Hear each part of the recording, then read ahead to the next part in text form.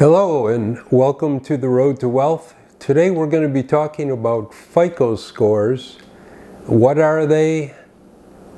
How can you improve yours if you have one already? And if you don't have a FICO score, but you want to develop a good FICO score, what should you do?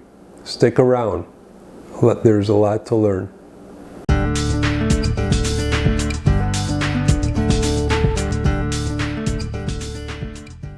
So today we're going to talk about FICO scores. That's F-I-C-O.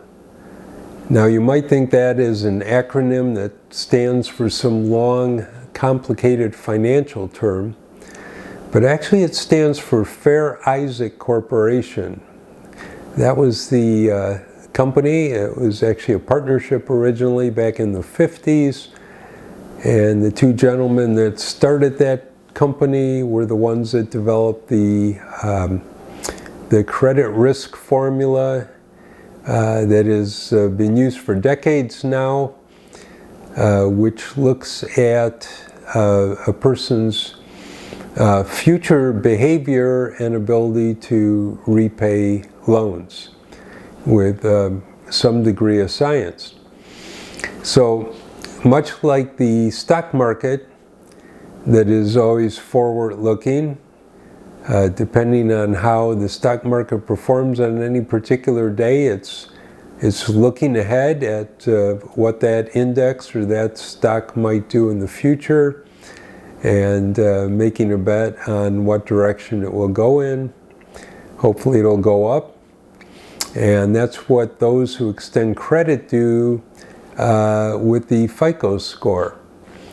They make a bet based on the scientific formula that they use with the FICO score to determine if a person's creditworthy. Are they going to be a good credit risk? Are they likely to repay a loan? And so there's several factors that go into that formula. Now, my advice to developing a good FICO score, to really base your whole approach on three words. And those three words are good money management. That's really what it comes down to. That's what I told clients years ago, and that's what I've told others, and that's what I practice myself. You have to be a good money manager to develop a good FICO score. And good money management means to be responsible when you are handling whatever income you have and whatever liabilities that you have, and taking a very responsible approach to any debts, whether it be revolving debts like credit cards or larger fixed debts like car loans or mortgages. So what you should do to develop a good FICO score, if you don't, if you're just starting out, and you may be applying for a large loan in the future, is to make a point of always paying down any debt that you have currently, and not to let it go beyond a month if it's a revolving credit like a credit card, but to be very responsible and make it a top priority to pay off whatever credit card balance you have every month. The same goes for car loans and for mortgages. Those should be your top priority, to make sure that those are always paid in full every month. Because if you're late, let's say you're 30 days late on a car loan payment, that immediately gets reported by the credit grantor to the three major credit reporting agencies, and that ends up having an effect on your FICO score. And of course, if you're late and you have a history of being late, then that will have a tendency to decrease your FICO score, and then it becomes harder to get loans in the future. Now, FICO scores can range anywhere from as low as 300 all the way up to as high as 850. I've never shared my own FICO score with anyone else except mentioning it to my son when I was talking to him about the importance of good money management. But I am putting it on the screen right now. This is as of June of 2020, it was 826 at that time. It's been as high as 839. It's generally in recent years been in a range between 802 and 839. Now that's a pretty good FICO score, and that's mainly because I have practiced what I've always taught clients and what I just told you, and that is I've endeavored to manage money as well as possible, and to make a point of not living above my means at any point during the last 30 or 40 years. And really that has a lot to do with it too. If you have several credit cards and you have balances due, minimum balances due every month on those credit cards, and you're living above your means, which is to say that you are creating liabilities that have to be paid out every month that may exceed what your monthly income is, then you're in a bad position. Now, there's some people, and you can find some of them on YouTube, who will give you a very systematic or methodical way of paying down credit card debt, especially if you have multiple credit cards. And you may have heard of some of these ideas, like I think it's called the credit snowball, but it is a very well thought out method for paying down multiple credit card debt and balances, and how you should prioritize paying those off. There's actually a couple different approaches. One takes the largest balances first, the other takes the smallest balances, but they're well worth looking up on YouTube or doing a search on one of the search engines, and finding this method. Because if you have multiple credit cards and you have balances on each one, then you can't just take a shotgun approach to paying those down and saying, well, I'll try to work on this one this month and this one the next month. It's just not going to work. You need a systematic, methodical way of paying down those credit card balances.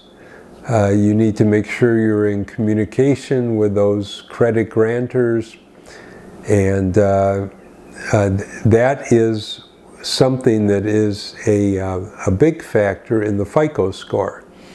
There's really two things. One is how long is your history of credit, and the other is what is your history for paying those credit card balances on time.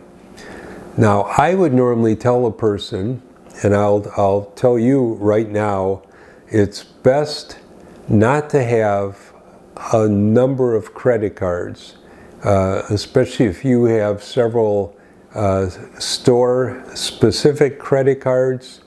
It's a good idea at your first opportunity to pay off those balances on those credit cards and cut them up.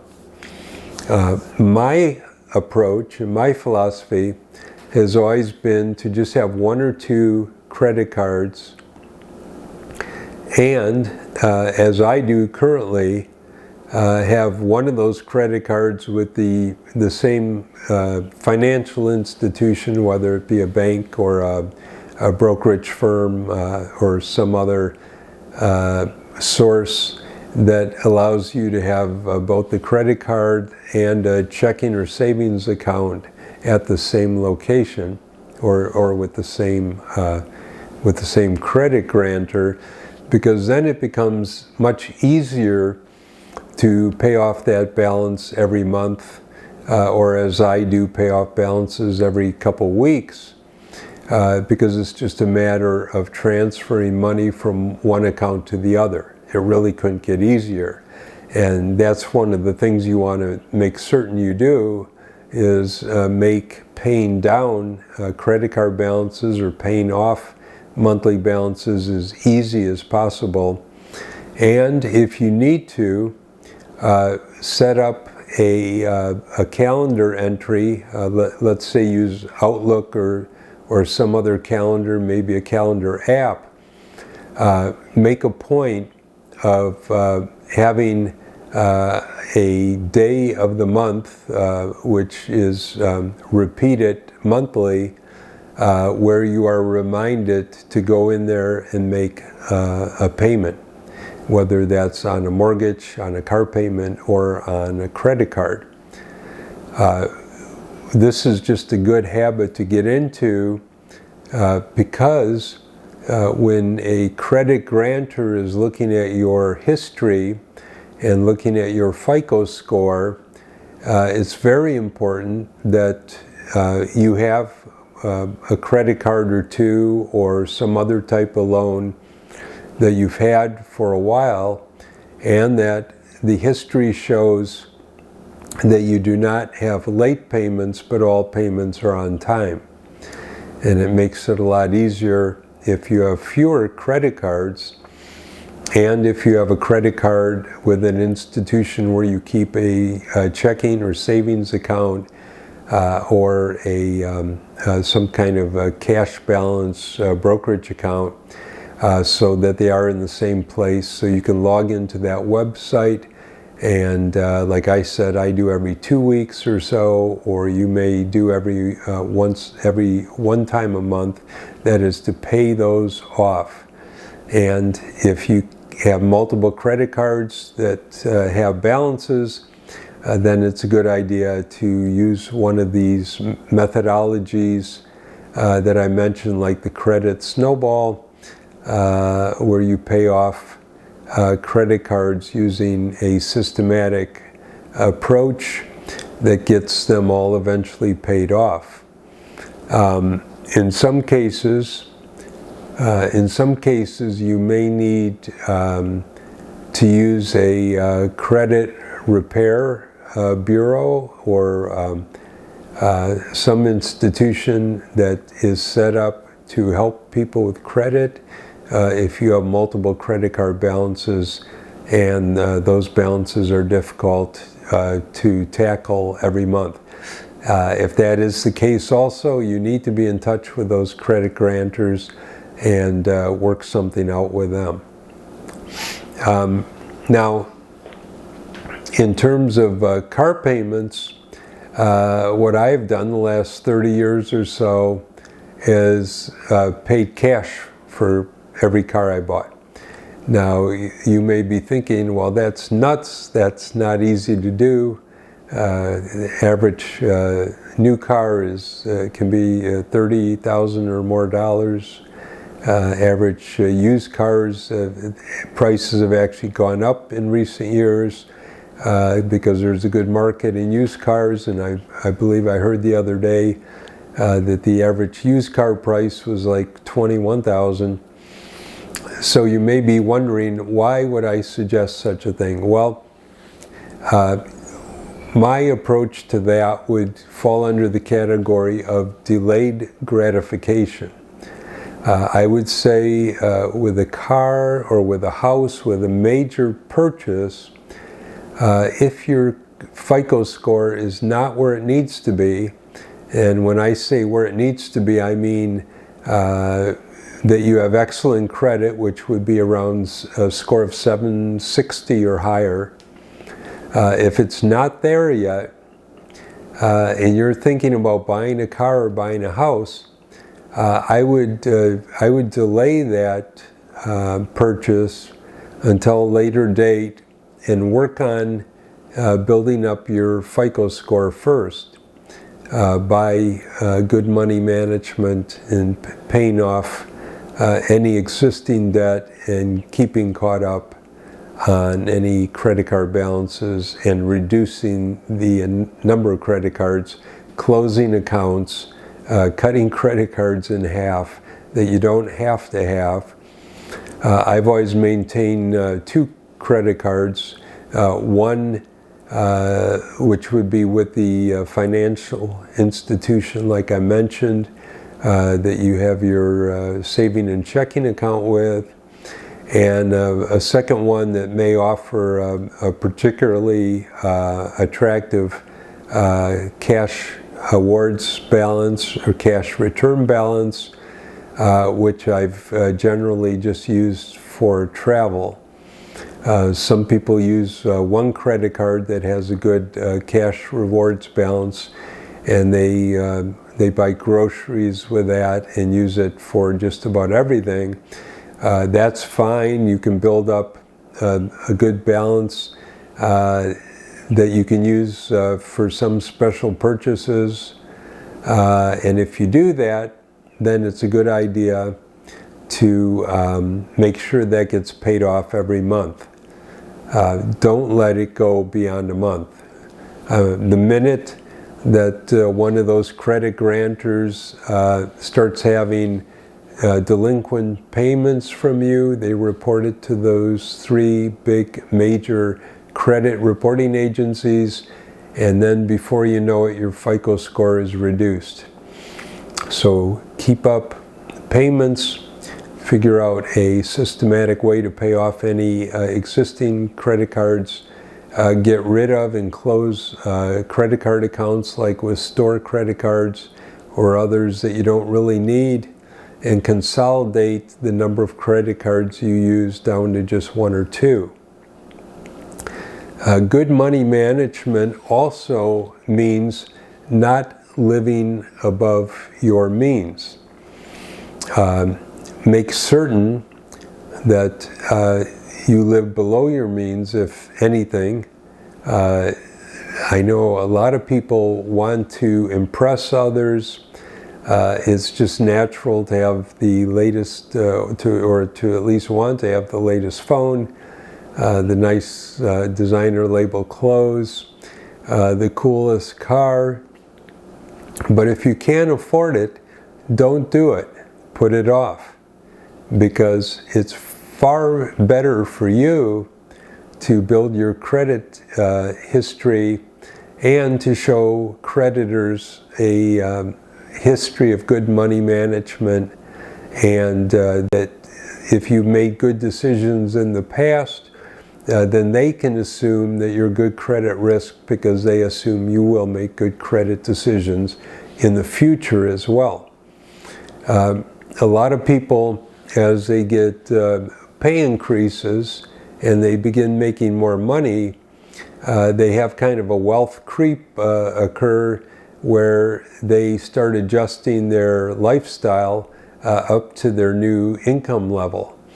And again, I would dissuade you from doing that, because when you do that, you're often bringing your liabilities up to your monthly income, sometimes exceeding your monthly income.